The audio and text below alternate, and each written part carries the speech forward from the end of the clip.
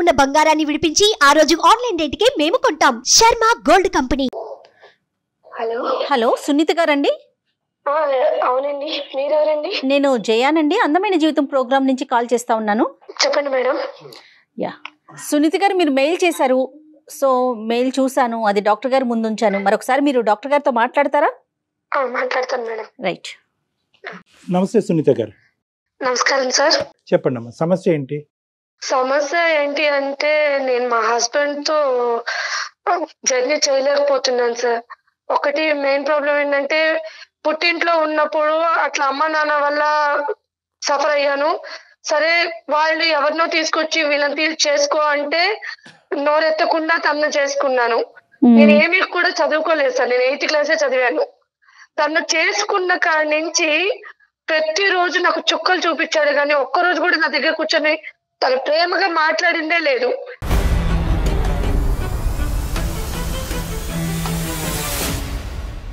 పైగా అనుమానం, కొడతారు, తను ఇష్టం వచ్చినట్టు చేస్తారు.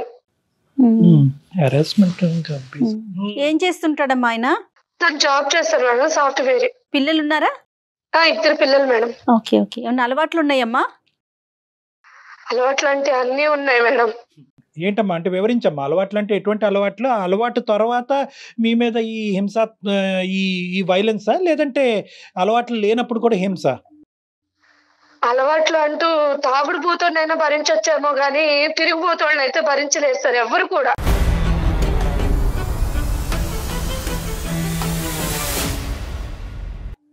ఆ కళా పోషణ కూడా ఉందా? సరే. సునీత గారు, ఇంట్లో ఎవరెవరు ఉంటారు? మీ అత్తయ్య మామయ్య అందరూ జాయింట్ గా ఉంటారా? వాళ్ళు ఎవరు ఉండరు మేడం, నేను మా హస్బెండ్ మా పిల్లలు మాత్రమే ఉంటాం. Okay okay.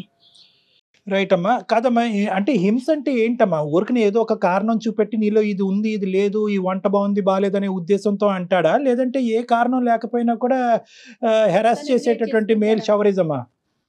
అంటే ఎలా ఉంటదంటే ఆ టార్చరు, ఒక చోట కూర్చొనేడు, ఒక చోట నిలబడినివ్వడు, గుడికి వెళ్ళినా డౌటే, బడికి వెళ్ళినా డౌటే అన్నట్టుగా ప్రతిరోజు ఎవరైనా ఉన్నారా నీకు, ఎవరికన్నా వెళ్ళావా, ఇప్పుడు దాకా ఎక్కడికి వెళ్ళావు, స్కూల్కి వెళ్ళి పిల్లల్ని తీసుకొచ్చేటప్పుడు కూడా ఇప్పుడు దాకా నువ్వు ఇంట్లో లేవు, నాకు ఎవరో ఒకరు చెప్తా ఉంటారు ఎక్కడికి వెళ్ళావు అని అడుగుతాడు. ఏం మాట్లాడుతున్నారండి మీరు అంటే ఇంకా దాని వల్ల ఇంకా మాటకు మాట ఇంకా సాగదీస్తానే ఉంటాడు. అదొకటి పక్కన పెడితే ఒక రిలేషన్షిప్ అనేది చూడడు, ఒక వావి వరుసలు లేకుండానే పోతాడు. అంటే ఒక చెల్లి ఒక తల్లి అలాంటి రిలేషన్ లేవు తన దగ్గర.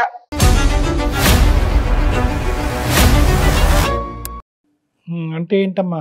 అంటే వాళ్ళతో రెస్పెక్ట్ గా ఉండడా ఏంటి మీ ఉద్దేశం? అంటే ఒక భార్య దగ్గర చేయాల్సినవి అన్ని ఆ రిలేషన్ దగ్గరగా ఉంటాడు. వాళ్ళ అంటే ఒక చెల్లి కావచ్చు, ఒక అత్త కావచ్చు, ఒక అక్క కావచ్చు, ఆ రిలేషన్ దగ్గర కూడా తను వెళ్తుంటాడు. అది కూడా ఎలా వెళ్తాడంటే నా కళ్ళ ముందే నా ఇంటికే తీసుకొచ్చి నువ్వు చూడు అంటాడనమాట.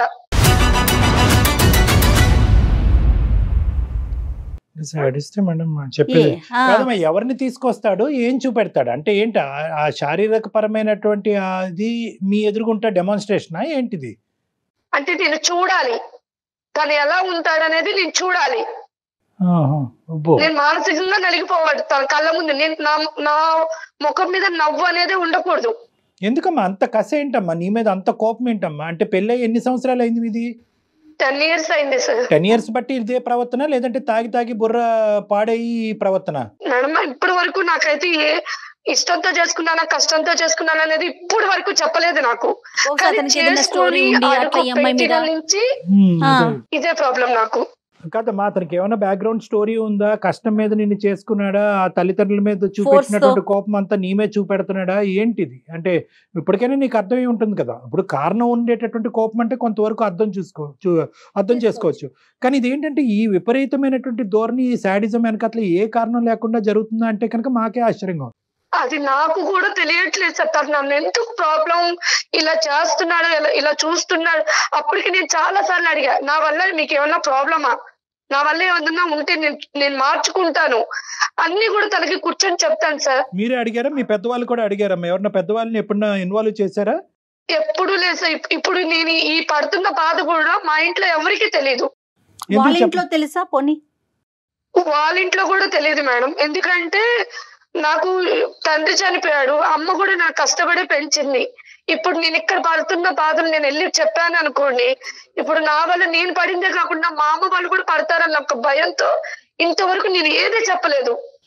మరి అయినా కానీ పడుతూ ఎందుకున్నారమ్మా? అందరు ఆడవాళ్ళు చెప్పే మాట అదేనా? పిల్లల గురించి అండి, వాళ్ళ భవిష్యత్తు గురించి అండి, వాళ్ళకి అమ్మ నాన్న కావాలి అని అంటారు, అదేనా? అంతే సార్, పిల్లల కోసమే భరిస్తున్నాను. ఎంతకాలం భరిద్దాం అనుకున్నారు? ఇంకా శాడిజం చూపెట్టి రేపొద్దున ఏ పేకో ఒక చెయ్యో తీసేయచ్చు. అప్పుడు అది నాకు అర్థం కాకే మిమ్మల్ని కన్సల్ట్ చేశాను సార్. సరే, ఈ ఆడవాళ్ళు అనేటటువంటి మొదటి నుంచి ఉందమ్మా ఈ వ్యసనం అనేది? అంతకు ముందు ఎలా ఉన్నాను నాకు తెలుసు సార్.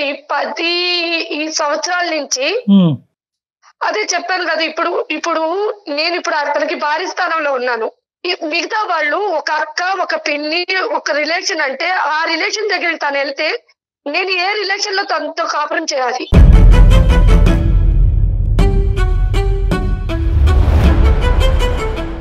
వాళ్ళు అంత దిగజారుడు ఏంటమ్మా? ఇప్పుడు ఓకే, ఇతను అంటే కనుక ఇతను వ్యక్తిత్వం, పర్సనాలిటీ భయంకరం ఉంది అనుకోవచ్చు. వాళ్ళు ఎందుకు అలా దిగజారిపోతున్నారు ఇతనితో ఆ వ్యసనాలకి, ఆ విధంగా ఫిజికల్ రిలేషన్ కి ఎలా వస్తున్నారు వాళ్ళంతా? సరే, తిని దగ్గర కూడా చాలా డ్రామాలు ఉంటాయి. అంటే బయటకు వెళ్ళిన తర్వాత ఎలా చెప్తారంటే తను నాకు సపోర్ట్ చేయదు, తను నాతో ఉండదు, నా దగ్గర ఇంకా పడుకోదు.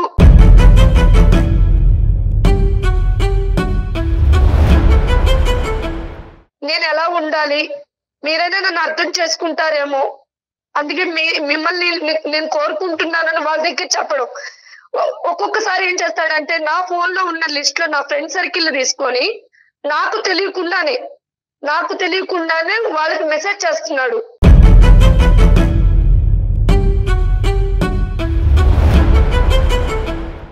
ఇలా సునీత నాతో అడ్జస్ట్ అవ్వదు, సునీత నా దగ్గరికి రావట్లేదు, సరేనా, నా ప్రాబ్లం ఇది, నేను ఎవరికి చెప్పుకోవాలి అర్థం కాక మీతో చెప్పుకుంటున్నాను, అలా వాళ్ళకి చెప్పి వాళ్ళని వశపరుచుకుంటున్నాడు.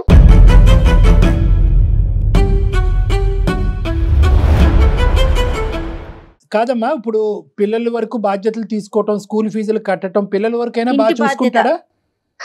పిల్లలు ఉన్నారంటే ఉన్నారు సార్, అసలు వాళ్ళు పట్టించుకోవడం కానీ వాళ్ళు సరదాగా బయటకు తీసుకెళ్ళడం కానీ ఏమి చేయడు. మరి ఎందుకు తల్లి 10 ఏళ్ళ నుంచి భరించటం ఏంటమ్మా? ఎప్పుడో నిర్ణయం తీసుకోవాలి కదా నువ్వు, ఇంకా సమాజం అనేది ఒకటి ఉంది కదా మేడం, ఆ సమాజం కోసం బతికాను. ఈ కథ విని విని విని అలసిపోయామమ్మా. ఈ సమాజం ఏది? ఆ సమాజం వచ్చి నీ మీద సిగరెట్ పీకలతోనో లేదంటే చెప్పులతో కొట్టేటటువంటి పరిస్థితి వచ్చినప్పుడు ఆ సమాజం వచ్చి ఆపమనండి. ఏదా సమాజం? రేపొద్దున ఆడపిల్లలు ఇద్దరు మనసులో ఎలాంటి ప్రభావం ఉంటుంది? వాళ్ళు పెరిగి పెద్దయి ఒక ఇంటికి వెళ్లాల్సిన పిల్లలు కదా, రేపొద్దున పెళ్లి అంటే వణికిపోరు కదా? ఈ ప్రవర్తన పిల్లలు కూడా చూస్తున్నారమ్మా. చూస్తున్నారు సార్, ప్రతిరోజు నా బాధ కూడా అదే. ప్రతిరోజు ఆ పిల్లలు అమ్మకేమవుతుంది అన్న భయంలోనే బతుకుతున్నారు.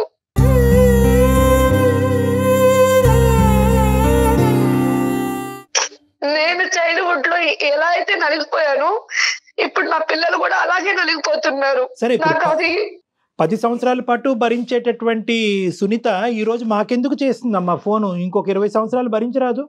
నేను ఇలా అంటున్నానని నువ్వేమనుకోవద్దు.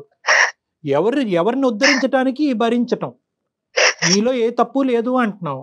అతను చూపెట్టినటువంటి హింస యాంగిల్ ఏది లేదండి, అన్ని రకాల హింస చూపెట్టాడు అని అంటున్నావు. పిల్లలకు కూడా అది చూస్తున్నారు పిల్లలు. అందులో ఏంటంటే అన్నిటికంటే భయంకరమైనటువంటి అంశం ఏంటంటే ఒక శారీరక పరమైనటువంటి సంబంధానికి వావి వరుసలు అవసరం లేదు అనేటటువంటి ఒక రాంగ్ ఎగ్జాంపుల్ ఆడపిల్లలకు చూపెడుతున్నాడు. అమ్మ, ఇది ఏం చేయాలమ్మా? 5 నిమిషాలు వింటేనే మాకు అసహ్యం కలుగుతోంది. ఆ పిల్లలు ఏమనుకుంటారమ్మా? ఆంటీ ఎందుకమ్మా ఆ రూమ్ లోకి వెళ్ళింది, నాన్న ఎందుకమ్మా అక్కడ పడుకున్నాడు, ఇవన్నీ రావు రేపొద్దున. అప్పుడు ఏమంటారు? నాన్న ఎంత తిట్టుకుంటారో ఇది ఓపికగా చూసేటటువంటి నిన్ను కూడా అంతే తిడతారు. ఈ దరిద్రం అంతా మాకెందుకు చూపెట్టావమ్మా అని అంటారు. ఏం సమాధానం చెప్తారు? నీకు అమ్మా నాన్న ఇద్దరు కావాలి కాబట్టి నేను ఓపికగా ఉన్నానని అంటారా? ఏ సమాధానం చెప్పినా చల్లదు అక్కడ. ఎందుకు బయటకు రాలేకపోయారు అండి సునీత గారు? ఎందుకు ఆలోచిస్తున్నారు మీరు? అంటే మీ కాళ్ళ మీద మీరు నిలబడే ధైర్యం లేకనా? తోడు రీజన్ ఏంటి? తోడు సమాజం. ఆడపిల్లలు ఇప్పుడు నా జీవితం ఇలా అయిపోయిందని నా పిల్లల జీవితం కూడా నేను చెడగొట్టలేను కదా. రేపు అనే రోజు మీ నాన్న ఎక్కడ అంటే ఆ పిల్లలు సమాధానం చెప్పుకోకుండా తలదించుకొని బాధపడతారేమోనని ఇన్ని రోజులు సర్దుకున్నాను. ఒకటి సునీత గారి పెద్ద ప్రాబ్లం ఏమొచ్చిందంటే కనుక ప్రతిరోజు ఇలాంటి ఒక 20-30 కథలు వింటా ఉంటానమ్మా. ప్రతి వాళ్ళు ఇదే అంటారు. రేపొద్దున అదే పిల్లలు రేపొద్దున ఇంకో విధంగా మాట్లాడతారమ్మా. మీరేమనుకుంటారంటే నాన్న ఎక్కడమ్మా అనే ప్రశ్న అడుగుతారేమో, ఆ ప్రశ్న అడగకుండా వాళ్ళని కాపాడాలని మీరు అనుకుంటున్నారు. మీకు అర్థం కానిది ఏంటంటే, ఇలాంటి నాన్నతో ఎందుకమ్మా ఇంతకాలం ఉన్నావు, ఇలాంటి నాన్ని మాకెందుకు చూపెట్టావమ్మా, మగజాతి మీదే నమ్మకం పోయే విధంగా మమ్మల్ని ఎందుకు తయారు చేసావమ్మా అని అడిగే పిల్లలు కూడా ఉన్నారు. అడుగుతారమ్మా, అడుగుతారండి రేపొద్దున. కాదు అంటే కలిసి ఉండటానికే నిర్ణయించుకున్నారా, ఆ మనిషిని మార్చే వద్దా? Okay okay. ఎందుకంటే ప్రతిరోజు నిద్ర లేకుండా బతకలేను, ఆకలి దాచుకొని బతకలేను సార్ నేను.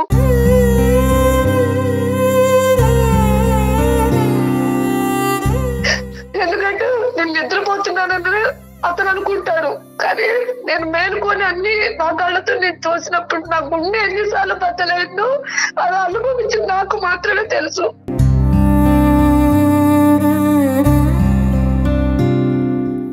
ఈరోజు మీ మీద గర్జిస్తున్నాం కానీ, మేము కోపడుతున్నాం కానీ, అంటే నువ్వు నిర్ణయం సరైన సమయంలో తీసుకోలేదనే బాధతో అంటున్నాం కానీ, నీ బాధ మాత్రం అది వర్ణించలేమమ్మా.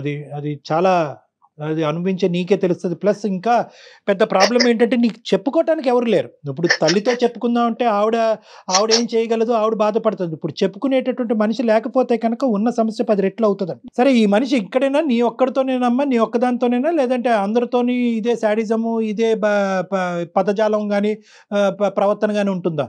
సార్ నేనంటే కట్టుకున్న పిల్లను కాబట్టి భరిస్తున్నాను సార్, పెట్టుకున్న వాళ్ళు ఎవరు భరించారు కదా. అవును అవును అవును. సరే, అత్తయ్య మావికి ఏమైనా చెప్పే ప్రయత్నం చేశారా? ఎప్పుడైనా చెప్పారు ఇట్లా చేస్తున్నాడు, ఇట్లా బిహేవ్ చేస్తున్నాడని?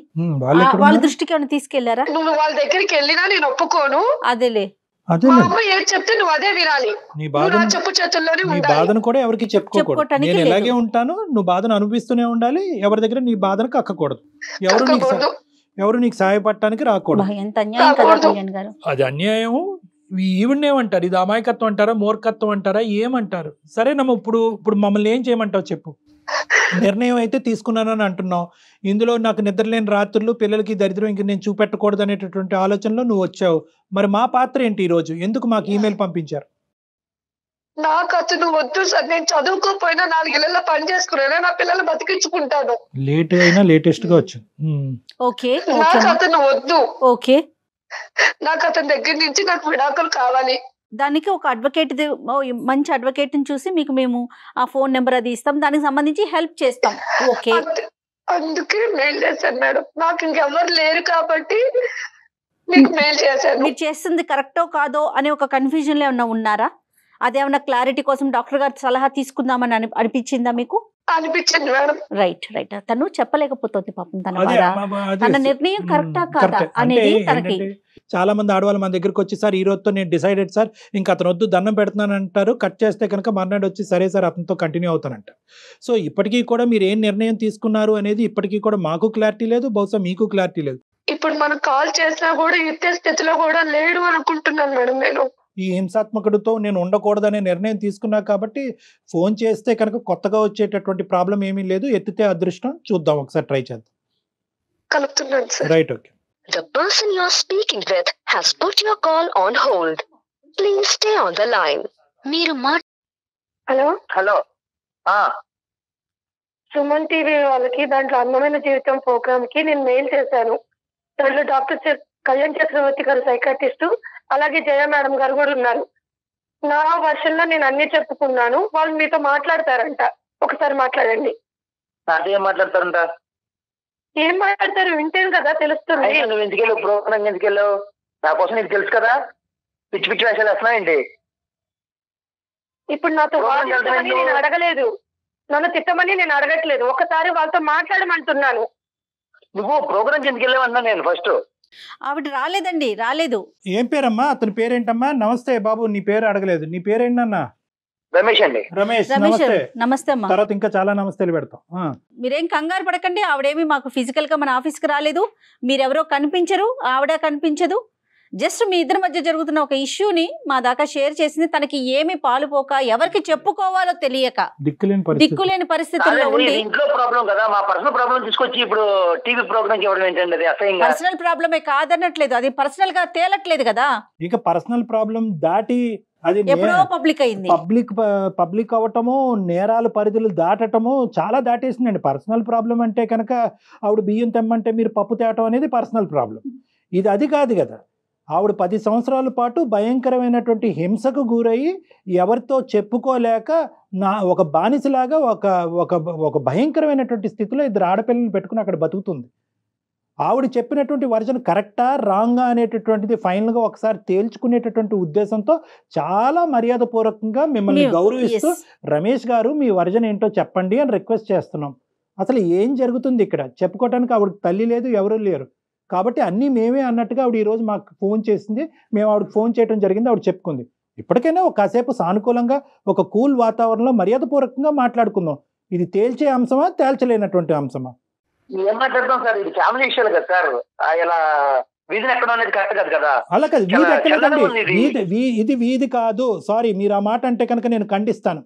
మీ భార్యకి మీకు ఇప్పటి వరకు ఎవరు మీ భార్యకి ఒక సలహా ఇచ్చేవాళ్ళు లేక ఆవిడ 10 సంవత్సరాల పాటు నరకాన్ని అనిపించింది. మీకు బుద్ధి చెప్పేటటువంటి వాళ్ళు ఎవరు లేక మీరు ఇలా విర్రవీగిపోతున్నారు. మీరు కొట్టడం వాస్తవా? వేరే స్త్రీలను తీసుకొచ్చి ఇంట్లో కొనకటం అనేది వాస్తవా? మీరు తాగి తందనాలు ఆడటం అనేది వాస్తవా కాదా చెప్పండి, బాధ్యతలు తీసుకోకుండా. ఈ 4 అంశాల మీద మీ వివరణ ఏంటో చెప్పండి. అవును సార్, చేసిన మాట నిజమేనండి. తప్పే ఉంది సార్. ఏంటి నాకు నా లైఫ్ స్టైల్ అలా ఉంటది, నాకు నచ్చింది, నేను అలాగే ఉన్నాను. కుక్క అండి ఆవిడేమన్నా కొట్టడానికి? కుక్కను కొడితేనే చంపేస్తున్నారు ఈ రోజుల్లో. కుక్క ఆవిడ ఎందుకు కొడతారు ఆవిడ? ఏమో సార్, మా ఇళ్లలో ఫస్ట్ నుంచి మా పరిస్థితి ఇలాగే ఉంటుంది సార్. ఆడవాళ్ళు చనిపోయాం మేము అసలు. ఖచ్చితంగా ఉండాల్సిందే సార్. మా నాన్నగారు, మా తాతగారు, మా అన్నయ్య గారు వీళ్ళందరూ ఇలాగే ఉన్నారు.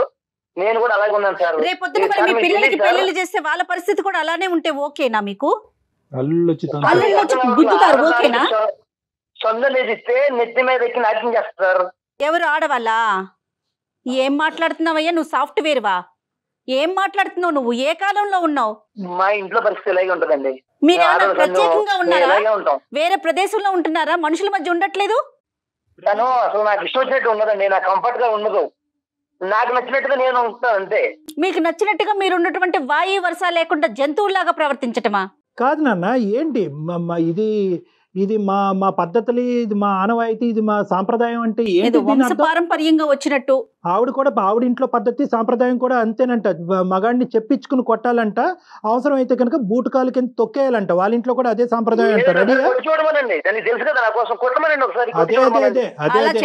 అలా చేయకపోబట్టే మీకు 2 కాదు 3 కొమ్ములు ఉన్నాయి. కాదు, ఇప్పుడు కొట్టడం వెనకతలు సరే నువ్వు కొడుతున్నావు, ఇది సాంప్రదాయం, ఆడదాన్ని ఎక్కడైతే పెట్టాలో అక్కడ పెట్టకపోతే కనుక లేచి మన ఎత్తి మీద శివతాండం చేస్తుందని ఏదో పెద్ద పెద్ద కబుర్లు చెప్తున్నావు.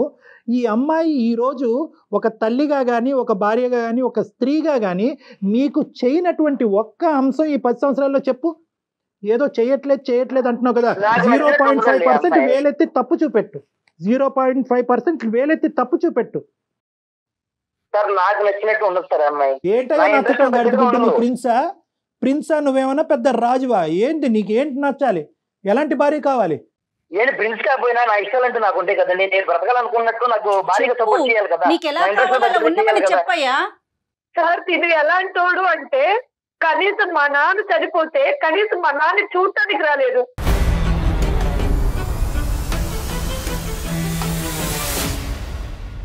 కనీసం ఎవరైనా మా నాన్నకి ఏమైనా దహనం చేస్తారంటే అది కూడా చేపించలేదు.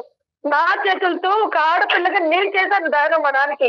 మీ తండ్రి దహనం వరకు గురించి చెప్తున్నావు. నువ్వు చనిపోతే వస్తాడేమో లేదు, ఫస్ట్ అది ఆలోచించుకో. పిచ్చిమోహన్, నువ్వు చనిపోతే కానీ, లేదంటే నీ పిల్లలు ఏమన్నా భయంకరమైన ఆరోగ్య పరిస్థితిలో చిక్కుకుంటే కనుక వాళ్ళ చావు బ్రతుకుల మధ్యన అది రాకూడదని నేను భగవంతుని కోరుకుంటున్నా. వస్తే ఈ మనిషి కనిపిస్తాడా, లేదంటే తాగుతూ వేరే ఆడదాంతో ఉంటాడు. మీ తండ్రి వరకు ఎందుకమ్మా? తండ్రి వరకు ఎందుకు తల్లి? ఎక్కడ తండ్రి అమ్మా, నువ్వు చూసుకో ముందు. ఆవిడ సంబంధించిన రేటుకి నేను వెళ్ళను, తనకు తెలుసు. నేను వెళ్ళను, ఇప్పుడే చెప్పేశాను. అలాగే మొన్న వాళ్ళ నాన్నగా చనిపోయినప్పుడు నేను వెళ్ళను.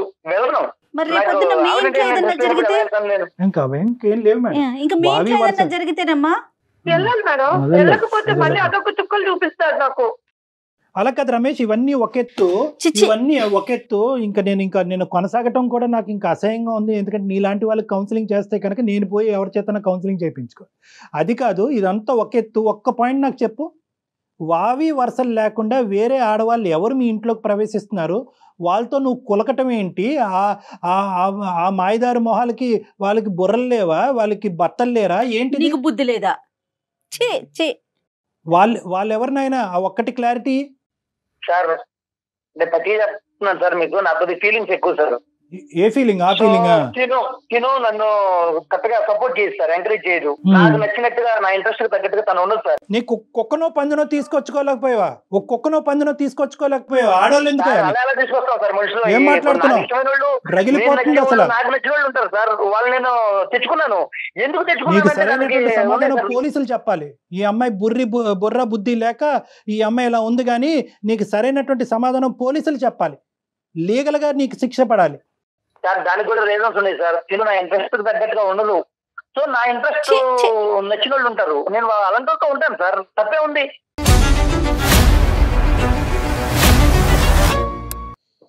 ఏమ్మా ఇప్పుడు అతనితో మాట్లాడి, అతనితో మేము కూర్చుని కౌన్సిలింగ్లు చేసి, అతన్ని దేవుణ్ణి చేసి మీ ఇంట్లో మీ గూట్లో మళ్ళీ పెడతాం అనేటటువంటి ఆలోచనతో నువ్వు మాకు చేసి ఉంటే కనుక బహుశా అది బూడిదపాలే.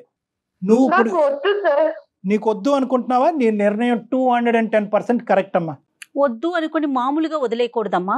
ఒక అడ్వకేట్ కి దగ్గరికి వెళ్ళి ఇది అప్లై చేయటము, లేకపోతే డివోర్స్ కోసం వెళ్ళటం కాదు, ముందు పోలీస్ కంప్లైంట్ ఇవ్వాలని చెప్తాను నేనైతే. తనొద్దనుకోవడం కాదు, నేను ఒప్పుకున్నాను తనని. తనకు చెప్పండి, తనొద్దనుకోవడం కాదు, తనే నాకు వద్దు, నాకు తను సూట్ అవ్వదు, నా ఇంట్రెస్ట్ దగ్గర తను ఉండదు, తను నాకు వద్దండి.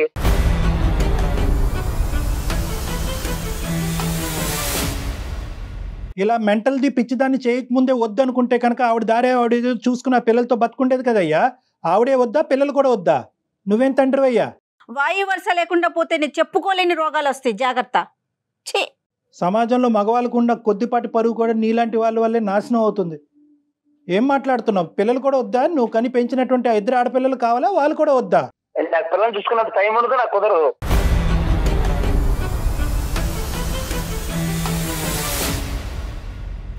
రమేష్, చెప్పండి. నీకు కొన్ని సర్ప్రైజ్ రిటర్న్ గిఫ్ట్లు తొందరలోనే వస్తున్నాయి. నువ్వు వింటే కనుక ఇప్పుడే షాక్ అవుతావు, కాబట్టి దయచేసి నువ్వు ఫోన్ పెట్టేసే, ఆ అమ్మాయితో మేము మాట్లాడాలి. బాయ్ నాన్న. ఏం పర్లేదు సార్, నేను చూసుకుంటానండి. పెద్ద గొయ్యి తవ్వుకుని అందులో చూసుకో. బాయ్. సరే అండి. అమ్మ పెట్టాడమ్మా అతను ఫోను. సరే, ఇంకో సునీత, నీ ఓపికి శతకోటి వందనాలే తల్లి. 10 ఏళ్ళ భరించేది ఇలాంటి మృగంతోనా? ఇప్పుడు తనకి ఏం చేయమంటారు? మీ సలహా ఏం చెప్తారు? లేదమ్మా, ఇప్పుడు ఇది మన పర్వ్యూలో లేదమ్మా. ఇప్పుడైనా కూడా నీ స్ట్రెంగ్త్ని బిల్డప్ చేసుకో, నీ కాన్ఫిడెన్స్ని బిల్డప్ చేసుకో.